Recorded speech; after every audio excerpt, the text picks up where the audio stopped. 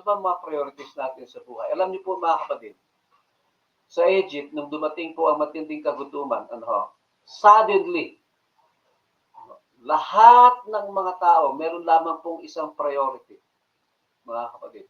Kung titingnan natin, ay yung kanilang kayamanan, yung possessions, yung kanilang malupain and power meant nothing. Wala na pong saysay yun sa kanila. Kasi yung kanilang pera, yung kanila pong lupain, anumang meron silang ari-arian, hindi po nila makain. No? What good is money when there is no food? Alam niyo pa na darating yung panahon na kahit ang maraming pera ay darating yung panahon na hindi na makakabili? Mga kapatid, alam ba natin yan? Pagdating po ng mga huling kapanahunan, kaya ngayon pa lang, yung pera mo, gamitin mo na sa mabuting gawain. No?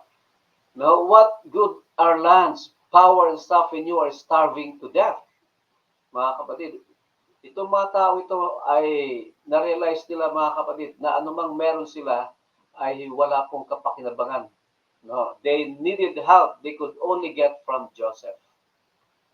Mga kapatid, as people move through life, katulad natin, pagka minsan, ay kailangan po nating tiyakin kung saan nakafocus ang ating mga kaisipan.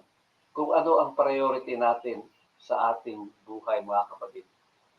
Bakit? Sapagkat baka ang atin pong focus ay nasa trabaho na natin ahead of our families.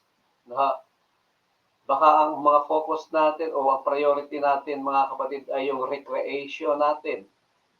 Yung personal kaysa sa pamilya.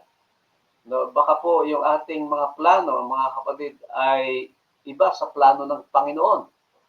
O baka yung pamumuhay natin, mga kapatid, ay para lang mag-gratify yung ating mga makasarili na mga kagustuhan, with no regard for what God wants from us, mga kapatid. Kaya nga po, a crisis has the power to cause us to rethink the things that are most important in life. Kung kayo ay nakakaranas ng crisis ngayon, mga kapatid, you are reminded just how valuable you are, or your relationship with your spouse.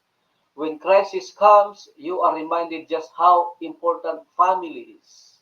When a crisis comes, you are reminded how valuable your church family is.